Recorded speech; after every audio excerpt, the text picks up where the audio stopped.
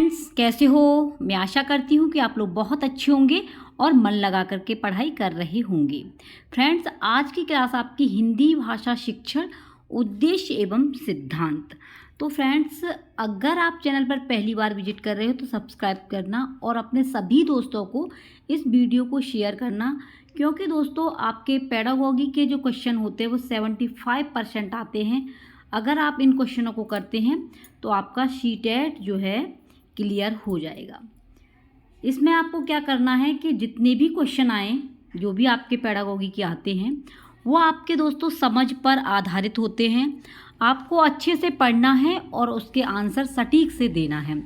आपको कभी भी बच्चे को गलत नहीं बताना है, ये बात आपको याद रखनी है। संस्था गलत हो सकती है, स्कूल गलत हो सकता है, लेकिन बच्चा कभी भी गलत नहीं हो सकता है। और फ्रेंड्स, अगर फ्री में आपको पीडीएफ प्राप्त करना है तो आप टेलीग्राम से ज़रूर जुड़ जाना, वहाँ पर आपको ये पीडीएफ मिल जाएगा। तो बात करते हैं हिंदी के क्वेश्चन आते किस तरीके से हैं, और ये वे क्वेश्चन हैं जो आपके ऑनलाइन परीक्षा चली थी उसमें ये पेपर आया था, उसमें ये क्वेश्चन आए थे।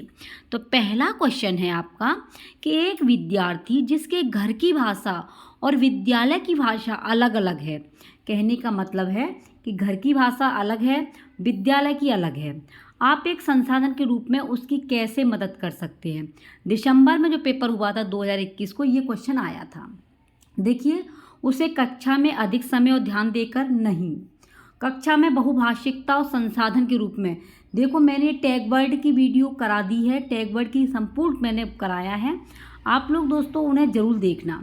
तो यही आपका आंसर है, जहाँ भी बहुभाषिकता दिख जाए, संसाधन यहाँ दिखाई दे जाए, ये आपके पॉजिटिव वर्ड हैं। उसको गृह कार्य या कक्षा में उसकी मातृभाषा में शिक्षण करके, तो ये सभी आपके क्या हैं, ये गलत हैं। ये वाला गलत है, ये गलत है, ये गलत है। सेकंड ऑप्शन आपका बिल्कुल सही है, बहुभाषिकता और संसाधन। ठीक है, आप खुद करेंगे, जब आप पुराने पेपरों को हल करेंगे तो आपका जो है अच्छा स्कोर आएगा। जैसा कि आपको पता है कि 150 का आपका एग्ज़ाम आता है, 150 का ही प्रश्न है, 150 ही आपके जो है क्वेश्चन हैं। ठीक है, और इतने ही आपके नंबर हैं।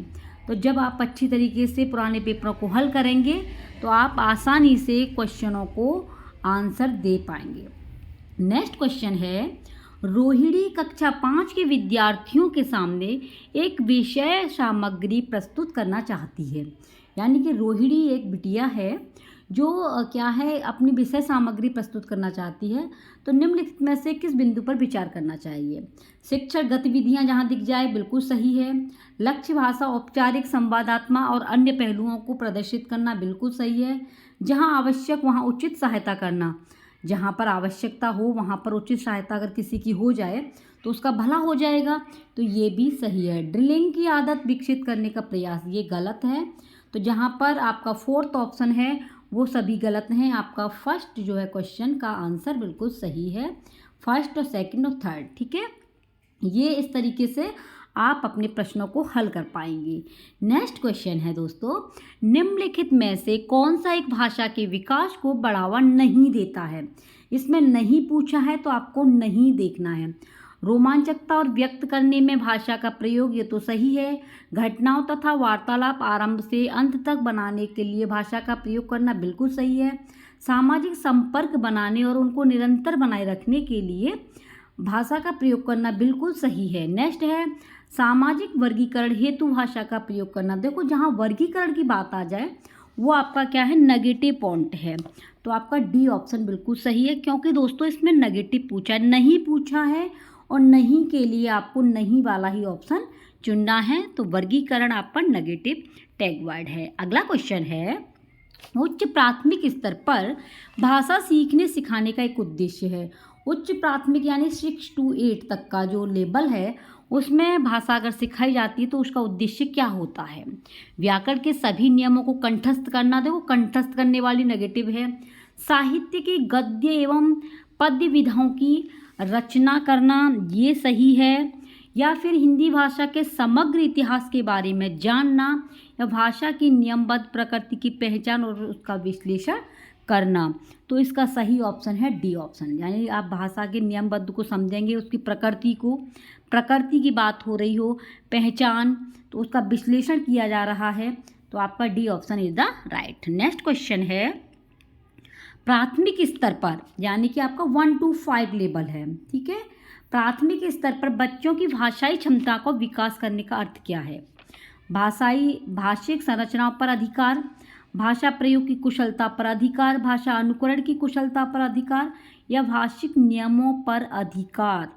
तो इसका सही ऑप्शन है दोस्तों भाषा प्रयोग की कुशलता पर अधिकार। यानी कि 1 to 5 वाला बच्चा जो क्या करेगा, भाषा प्रयोग की कुशलता पर अपना अधिकार जमाएगा, ठीक है। सेकंड ऑप्शन बिल्कुल सही है। नेक्स्ट क्वेश्चन है, भाषा की कक्षाओं में लोकतांत्रिकता बनाए रखने के लिए क्या जरूरी है? लोकतांत्रिकता बनाए रखने के लिए स्वतंत्र एवं मौलिक अभिव्यक्ति के अवसर देना। देखो जहाँ अवसर की बात आ जाए वही आपका ऑप्शन बिल्कुल सही है, ये आपका टैग वर्ड है।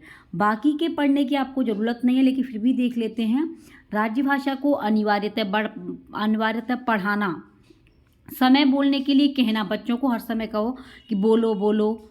लोकतंत्र पर निबंध पढ़ाना या लिखवाना, तो ये सभी क्या हैं आपके नेगेटिव हैं। इसमें पूछा है बनाए रखने के लिए जरूरी क्या है, तो आपका ए ऑप्शन बिल्कुल सही है, ठीक है। अगला क्वेश्चन है, प्राथमिक स्तर पर हिंदी भाषा सिखाने का सर्वोपरि उद्देश्य क्या है? यानी कि आपका 1 to 5 का जो लेवल है उसमें बच्चे को किस तरीके से आप हिंदी पढ़ाएंगे? भाषा के विभिन्न प्रयोग की क्षमता का विकास करना, भाषा की कठिन बातों को सरलता से समझाना, भाषा के मानक स्वरूप को पूर्णतः आत्मसात कराना, भाषा के व्याकरणिक नियमों को पूर्णतः आत्मसात कराना। तो इसका सही ऑप्शन है ए, ठीक है।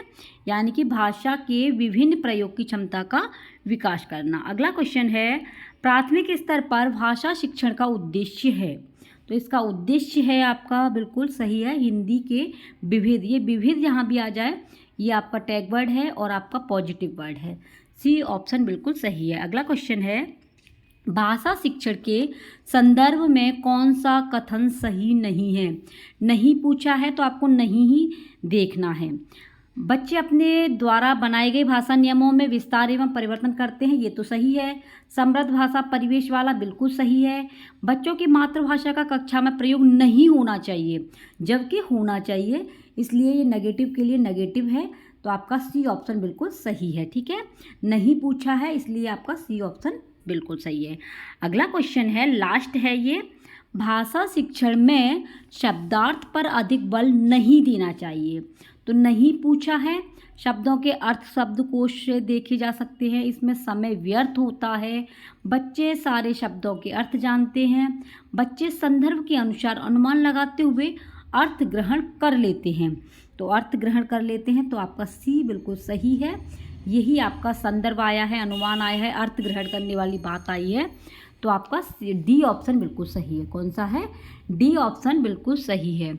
तो फ्रेंड्स ये थे आपके महत्वपूर्ण प्रश्न।